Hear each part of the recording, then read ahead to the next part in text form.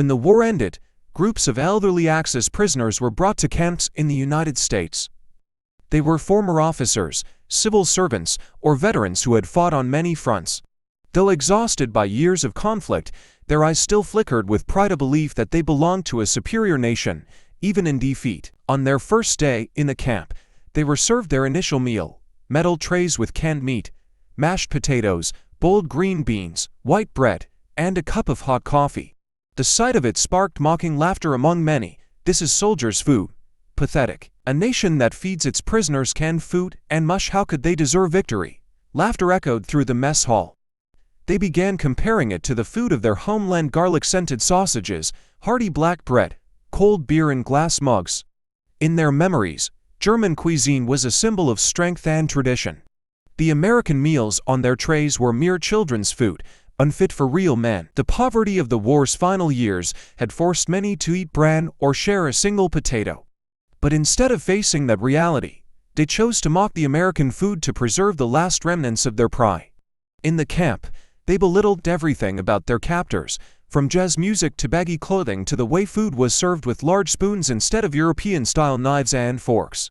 In the evenings, inside the barracks, the mocking laughter resumed. Some imitated the way American soldiers chewed gum. Others pretended to faint after sipping the dishwater coffee. These stories spread quickly, becoming a spiritual weapon against the humiliation of defeat. The guards initially just shrugged. They knew the prisoners would mock anything to vent their frustration. But sometimes, they chuckled among themselves. "These old men think they're sitting in a Berlin beer hall. This is a prison camp, yet they get me every day." The Americans' patience didn't soften the prisoners. On the contrary, they saw it as evidence of American weakness, an enemy to lenient, to relaxed. Yet, amid the laughter, some eyes betrayed unease. A few elderly men recalled the years of hunger, long lines for bread, watery soup rationed by coupons, coffee replaced by bitter roasted barley. Deep down, they knew that compared to those days, the camp's meals were far from terrible. But pride wouldn't let them admit it. One old man, a former teacher, whispered to his bunkmate, "It's strange, at least here, there's always meat." The other glanced at him, frowning. "Don't let anyone hear you, they'll say you've gone soft." In truth, the mockery wasn't just about the food, it was a way to mask unease. Their worldview had been shaken by catastrophic defeat. They had lost their homeland, their ideals, and clung only to fragments of a glorious past. Mocking the American rations became a shield, a suit of armor to feel superior in their humiliating circumstances. Yet, in that repetition, a paradox emerged. The more they mocked, the more they became fixated on the very food they derided. The camp closed in on the heavy atmosphere, mocking laughter when canned corn was served, mocking booze when the guards distributed sweet pudding. They believed they had found a reason to maintain their dignity. But those common food trays would soon become the catalyst for change. From this mockery, an unexpected turning point was about to emerge, a journey that left the older prisoners in disbelief. In the early days of the camp, the elderly Nazi prisoners settled into a strange new routine. Gone were the sounds of bombs or harsh commands, replaced by the orderly yet humane discipline of the American military. Each morning, they were woken on time, lined up, and led to the mess hall. It was here that their mockery, banter, and lingering pride found their center. Polished steel trays were handed to each man. On them were soft white bread, a portion of stewed meat with potatoes, apple slices, and sometimes milk or coffee. To the Americans, this was standard wartime fare. But to the elderly prisoners, who had lived through decades in the German military, it was fodder for ridicule. "Look at this," one silver-haired man said, sitting down and holding up a slice of white bread, shaking his head. "This is bread, too soft, soulless." Another laughed loudly. "Back home, we ate dense black bread. One slice kept you full all day. This is fit only for children." Soft laughter spread across the table. Someone tapped their spoon on the tray, adding, "Their mashed potatoes have no flavor." Imagine the world's mightiest army eating like this. No wonder American soldiers are fat and clumsy on the battlefield. These jibes, though playful, reflected their true mindset: pride and denial. In the minds of many, Germany's culinary culture, tied to beer, sausages, and black bread, was a hallmark of identity. So, Sitting in an American camp, eating white bread and bland stewed meat, they found it easy to mock. Yet, notably, none skipped a meal. After the laughter, every man ate his portion fully. Some even secretly saved an apple or biscuit for a late-night snack. While their mouths mocked, their stomachs couldn't deny the satisfaction the American rations provided. One afternoon, in a corner of the mess hall, two elderly men spoke quietly. "Have you noticed?" one said. "There's never a shortage of meat here. It's not as good as home, but it's there every day. Back in Germany, can our families still eat like this?" The other paused, then sighed softly. "Probably not. Word from the front says bombs have leveled everything, and villages share scraps of bread." Both fell silent. The mockery suddenly lost its bite. They still laughed and jeered in front of others, but deep down, quiet worries surfaced. Day after day, the scene repeated. The mess hall echoed with the clink of spoons on trays, mixed with mocking laughter. "American coffee is as thin as dishwater," or "These biscuits are so crisp they're only fit for kids." But when they left the table, each man quietly tucked away a little something for himself. This contradiction became part of camp life: outward mockery, inward acceptance. And they couldn't imagine that the very trays of food sparking their jeering comments would soon become a shock that left them unable to believe their eyes. After weeks in the camp, mocking the American rations had become a daily ritual for the elderly prisoners. They saw it as a way to preserve their pride, as if proving that, despite defeat, they remained spiritually superior. But an unexpected event turned everything upside down. One October morning, the camp held an inventory check. A group of elderly prisoners, some of whom had worked in logistics during their service, were allowed to assist American officers in moving supplies. They were led to a massive warehouse, the storage hub for the camp's provisions. When the steel door swung open, the sight before them left them stunned. Rows of shelves were stacked high with canned meat, sacks of white flour, barrels of potatoes, powdered milk, coffee, sugar, and gleaming boxes of chocolate. The supplies stretched to the back of the warehouse, neatly organized and seemingly endless. One elderly man muttered, "My God, is this just for prisoners?" Another, eyes wide, frowned. "This alone. It's enough to feed our entire village in Germany for months." Memories flooded back. They recalled their homeland: long lines for black bread, gaunt children, women sharing spoonfuls of potatoes. Farmers hid grains from bombs, yet here, in a distant American camp, food was so abundant that even prisoners lacked for nothing. A former logistics sergeant couldn't hold back, whispering, "This isn't rations for an elite army. This is for captives. If they treat us like this, imagine how they supply their soldiers on the battlefield." His words cut through their arrogance like a knife. The group stood silent. Their earlier mockery suddenly felt hollow, crumbling.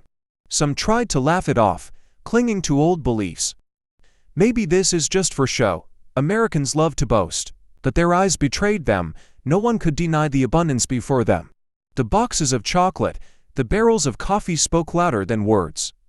That evening, back in the barracks, the camp's atmosphere had shifted. The loud laughter about white bread or mashed potatoes was gone, replaced by hushed conversations.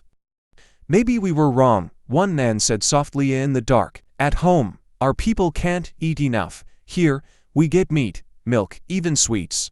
So where does their strength come from, if not from these full stomachs?" His words, a first admission, left many silent. In the days that followed, as they entered the mess hall, their eyes no longer carried mockery. They ate quietly, occasionally nodding, as if learning to accept a new truth. America's ability to provide far exceeded their imagination. From that moment, their arrogance turned to shock, and in each man's mind, a question echoed relentlessly. If this is just for prisoners, how terrifying must America's true strength be? After witnessing the storehouse, the camp felt different.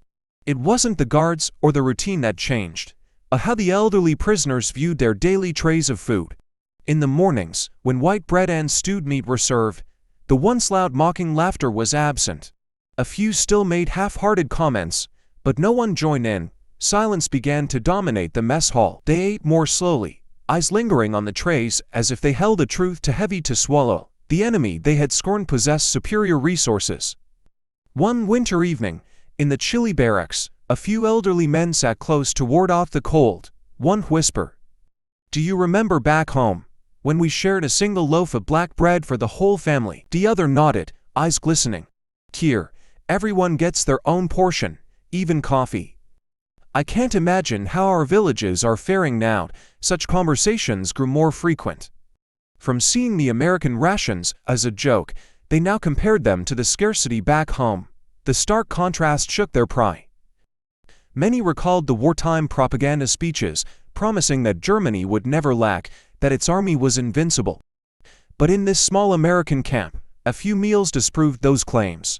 A former logistics officer said to a small group, "We thought we understood war, but war isn't just guns and bullets. It's about who can feed more soldiers for longer." And here, I fear we realized it too late. His words fell into silence. No one argued, no one dared laugh. During the winter, the Americans provided extra blankets and sometimes chocolate. For men accustomed to hardship, this was unthinkable. Kept the chocolate wrappers as mementos, proof of an America that was wealthy, foreign, and unbelievable. From silence, a new feeling emerged, part admiration, part bitterness. They began to realize that their superiority existed only in memory, in myths their past had sown. Reality showed otherwise. The barbarians they had mocked could feed prisoners better than many civilians back home. One night, as wind howled outside the barbed wire, an elderly man on his wooden cot said softly, "I used to mock this white bread, now I eat every crumb, knowing millions back home have nothing." His words silenced the room. No one responded with mockery. No one laughed. Silence became their shared language. From then on, the American rations were no longer a joke. They became a daily reminder that the world had changed, that absolute strength had collapsed, and that these elderly men, once loyal to a regime, were learning a simple lesson from the food itself. Time in the camp passed slowly, winter faded, and warmer days returned. Daily life revolved around roll calls, light labor, and regular meals. But for the elderly prisoners, the American trays were no longer just about survival. They became a memory, a profound lesson etched into their hearts. One afternoon, sitting under a tree in the camp yard, an elderly man spoke slowly. "On the first day, I mocked them. I thought Americans were weak, their bread tasteless. But now I understand that tastelessness shows strength. They don't need to boast, they just need enough to feed millions of soldiers. That's enough to win." The others nodded. They no longer argued. Each carried the same realization. They had been wrong to underestimate their enemy. Another man, gazing through the barbed wire, whispered, "Maybe when I return home, I'll tell the children. Not to praise America, but to let them know that true strength isn't in propaganda, but in what you can see and touch, like these trays of food." Gradually, the barracks stories shifted from old pride to memories of family, peaceful villages before the war, or dreams of freedom. And in all those stories, the image of the American trays lingered, an unforgettable symbol. The day of release finally came. The elderly men left the camp with meager belongings. Some kept a small steel spoon, others a chocolate wrapper tucked in their pocket. To them, these weren't just relics of captivity, but proof of a costly lesson. As one man stepped through the camp gate, he turned back, smiling bitterly. "We came here with arrogance and leave with humility." Perhaps that's their true victory. Years later, in stories told back home, the elderly men no longer spoke of victories, honor, or ringing slogans. Instead, they described white bread trays, stewed meat meals, and the massive storehouse they had seen with their own eyes. Those memories endure, a reminder to future generations. Sometimes, a nation's true strength lies not in weapons, but in its ability to feed people, even its enemies.